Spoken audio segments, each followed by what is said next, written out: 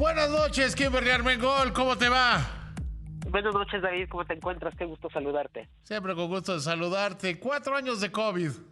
4 años, hoy hace 4 años la Organización Mundial de la Salud declaraba este estado de emergencia, esta pandemia que para muchos, y ya lo hemos comentado, pues fue una declaración muy tardía, ¿no? Porque los primeros casos se empezaron a detectar a finales de diciembre, pero bueno, es el 11 de marzo de 2020 cuando declara el brote de COVID como una pandemia, se este llamado a los gobiernos del mundo para implementar políticas sanitarias, pero no decía qué políticas sanitarias ni qué lineamientos seguir. Entonces vimos países que hacía pues cada quien lo que quería, ¿no? Desde Bueno, países vimos un europeos. país que decía que había que sacar una estampita. También vimos eso, y vimos países que tardaron muchísimo en empezar el confinamiento, otros que alargaron demasiado el confinamiento, otros que violaron derechos humanos, como fue el caso de China, donde se tenía pues básicamente a la gente encerrada. Esta pandemia que ocasionó casi 800 millones de casos de COVID, 7 millones de muertes en cifras conservadoras de la OMS, porque si se hacen otro tipo de cálculos, el exceso de mortalidad durante este periodo se calcula que por lo menos hubo 29 millones de fallecimientos. Ahora, cuando decimos 4 años, parece que no fue tanto tiempo, pero sí hay una era post-COVID. Y esto es en lo que vamos a poner un poco de atención el día de hoy. ¿Qué es lo que ha pasado?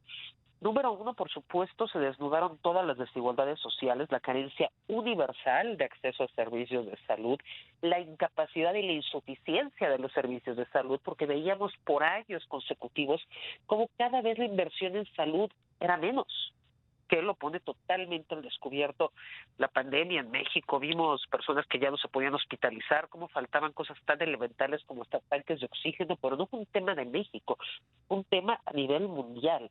No solo eso, también las brechas educativas, laborales, salud mental, también quedaron en evidencia a nivel mundial.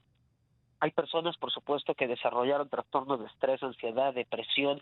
De acuerdo con la OMS, desde el inicio de la pandemia hay un 25% de aumento en los casos de ansiedad y de depresión en todo el mundo. Pero, ¿cuáles han sido las consecuencias sociales, más allá de los temas de salud? Número uno, para todos los que tienen hijos en edad escolar, es un tema que es muy claro. Hay un retroceso gravísimo en el tema educativo que hasta el momento no se ha logrado equilibrar como debería de ser. Hay muchos niños en edad de leer, escribir, que no lo están logrando, que tienen un retroceso en matemáticas, que este bombardeo que hubo de clases digitales, clases extramuros, donde el padre tenía que partirse pues en cuatro para ser también el tutor y el maestro del niño, no dieron resultado. No dieron resultado y hay una apatía muy fuerte en todo el sistema educativo. Parece que las infancias perdieron el interés por ir a la escuela, muchos otros se rehusaron a volver de forma presencial, lo mismo pasó con los trabajos.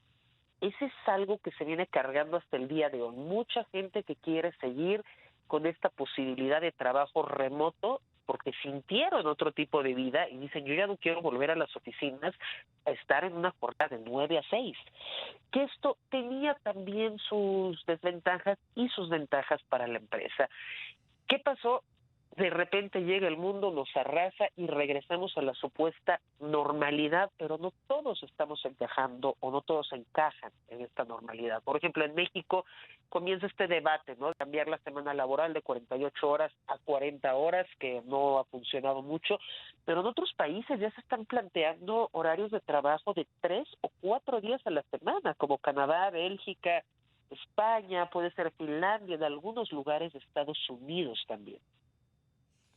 Oye, a ver, ¿cómo entender lo que... Es que a mí siempre me cuesta trabajo pensar en la nueva normalidad. ¿Cómo entender esta nueva manera de vivir? ¿Cómo entender esta nueva manera de vivir? Bueno, primero habría que equilibrar, porque muchas generaciones, y sobre todo los más jóvenes, lo están tomando como una situación que les generó conciencia para darse cuenta que no querían ser esclavos de un sistema laboral, pero la realidad es que esos jóvenes son los que siguen viviendo con los padres, que no tienen acceso a vivienda propia, que no tienen acceso al crédito y que tienen salarios paupérrimos, ¿no? Y que se imaginaron este mundo paradisiaco en el cual iban a estar en una playa con su computadora trabajando, un mundo que no existe. un mundo también que nos enseña que el sistema educativo todavía le falta muchísima fortaleza, porque estos niños tienen un retroceso de por lo menos 2 años educativos que no se han podido recuperar. Sí, sin duda. Kim, te agradezco muchísimo y sabes que sí, que siempre me gusta verte. Muchísimas gracias, David. Porque me estoy mandando un mensaje medio privado.